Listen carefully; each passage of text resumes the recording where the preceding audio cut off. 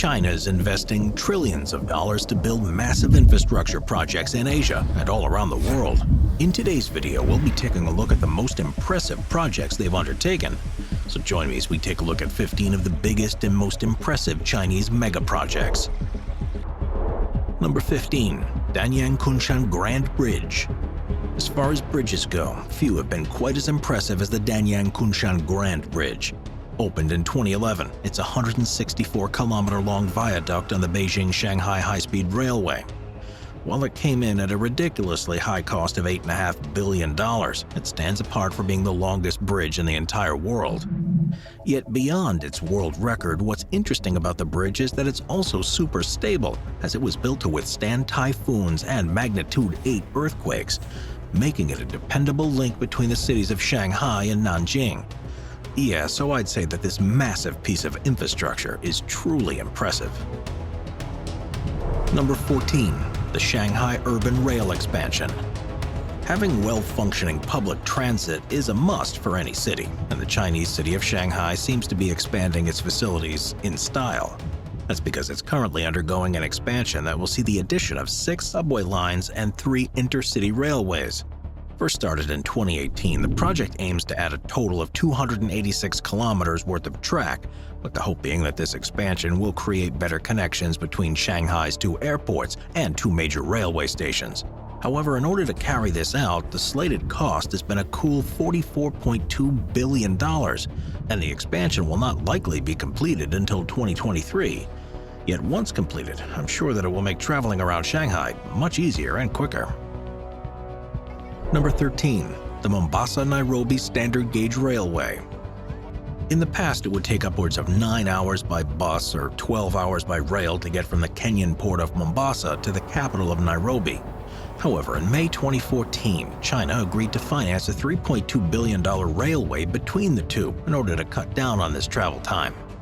It's considered to be Kenya's largest infrastructure project since its independence. The line was opened in 2018, and it's cut the travel time between the 2 cities to just 4.5 hours.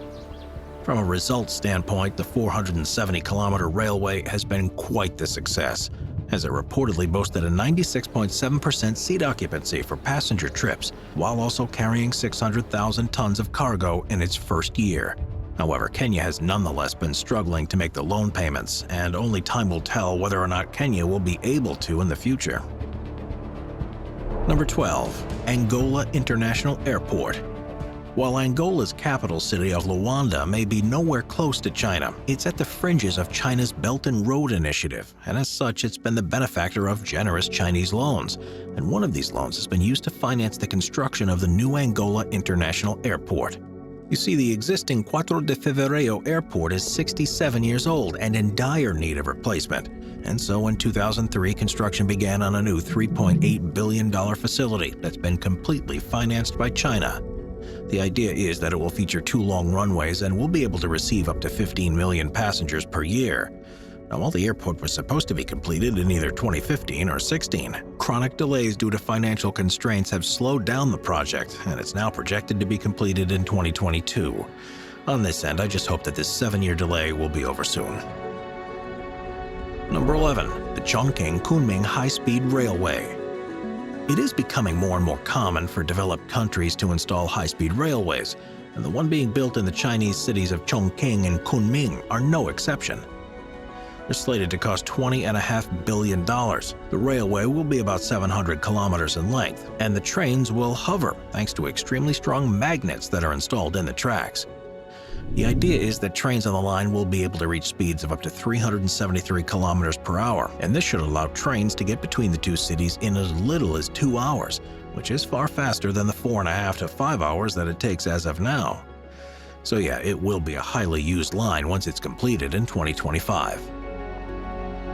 Number 10. The Xian Airport Expansion.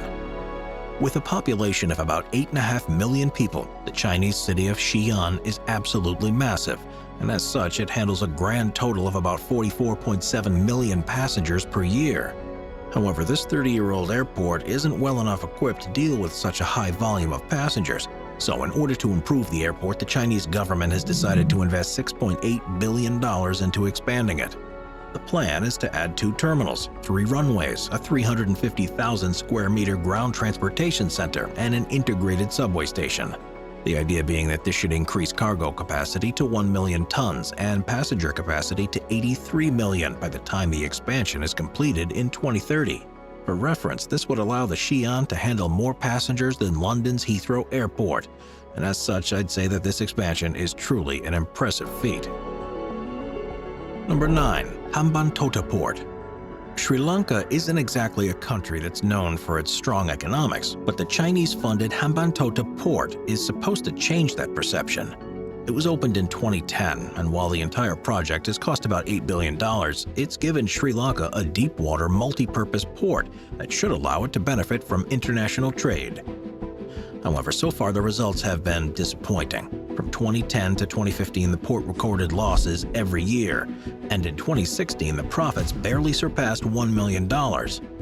Since the port could not pay for itself, Sri Lanka needed to reverse its financial fortunes, and this led to the Sri Lankan government leasing a 70% stake of the port and a total of 15,000 acres of land around it for 99 years to the CCP-controlled company CM Port. While this provided the Sri Lankan economy with a $1.1 billion cash injection, it also allowed China to essentially reign sovereign over a portion of Sri Lanka's land. And time will tell how the Chinese government will use this new asset. Number 8. The South-North Water Transfer Project.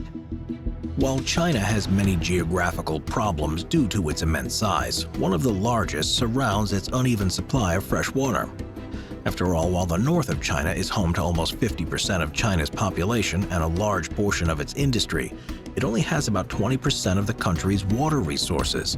So therefore, in an attempt to move water from the south to the north of the country, China's began a 3-pronged water canal project, consisting of the eastern route, which leads to Shanghai, the central route, which leads to Beijing, and the western route, which reaches northwestern China.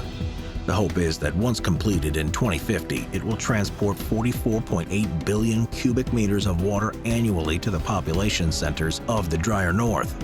However, given that it's already over budget, after all, it has a cost more than $79 billion, despite being slated to cost $62 billion, the Chinese government may or may not decide to pull the plug on the project sooner rather than later. Number 7. Djiboutis Infrastructure.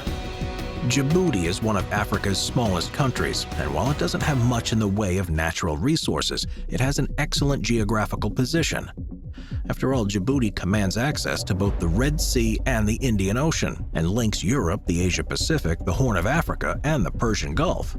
It's due to this prime location that China has taken an interest in developing it into an access point for trade, and this interest has materialized as a massive infrastructure project. Between 2012 and 2020, China has sent Djibouti a total of $14 billion in investments and loans, and these have been used for several major projects. One of the most important has been the Addis Ababa-Djibouti Railway. Consisting of 21 stops and stretching for 759 kilometers, the entire project cost about $3.5 billion. However, despite this massive investment, the railway currently runs at a loss of about $30 million per year. However, as China continues to invest in additional facilities in Djibouti by improving its port and opening an oil pipeline, it's hoped that these losses can one day become profits. Number 6. China's ghost cities. Throughout the late 2010s, there were plenty of news stories condemning China's ghost cities. These are essentially CCP-sponsored cities that were completely made from scratch, and they were strange because despite costing billions of dollars to build, these planned cities were, for the most part, almost completely empty. While some, such as Ordos, have since been occupied by millions of people, there are many, such as Tianfu and Thamstown, that are not. In fact, 20% of China's apartments sit unoccupied due to widespread speculative real estate investing, which has largely been caused by the fact that more conventional investment strategies, such as investments in stocks, ETFs, or mutual funds, is a risky gamble in China due to the extreme volatility of the country's stock market. So many of these buildings are owned by small-time investors who have no intention of moving into their units. And since there are so few people who are willing to rent in these mostly empty areas, these cities sit abandoned. Therefore, unless the Chinese government helps facilitate the creation of factories, services, or other industries in these areas, they will likely sit abandoned as ghost cities for the foreseeable future. Number 5. Guangzhou Evergrande Football Stadium.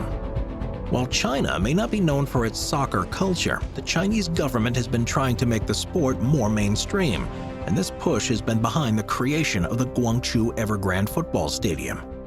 Made to house one of China's most successful soccer teams, it's said to be the world's largest soccer-only stadium, as it will have 100,000 seats and take up 1.6 million square feet. Slated to cost $1.8 billion, the stadium design includes a massive lotus flower-shaped roof and beautiful aesthetics, making it a pretty impressive mega-project. However, while the stadium was set to be finished in 2022, many doubt that it will be built at all. That's because Evergrande, who is the developer behind the stadium, has recently been in serious financial problems, as their inability to pay the $305 billion in liabilities that they owe have made it nearly impossible for them to commit to finishing most of their projects. So there are well-founded rumors that the stadium will soon be auctioned off to the highest bidder. And if there are no buyers, it will likely be acquired by the CCP by the state-owned Guangzhou City Construction Investment Group. In any case, be it with private or public funds, I just hope that the stadium will one day get built. Number 4. The South China Sea Islands. While negotiations, threats, promises, and wars are the favorite tactics of diplomats, China has made the unique choice of building its own islands to solve its problems in the South China Sea. You see, China desperately wants to control all of the fish, oil, and shipping lanes that are found within this water body. However, Vietnam, Indonesia, Malaysia, and the Philippines all have the right to part of this waterway via international law. And so in order to circumvent this, China has begun to build militarized islands across the South China Sea.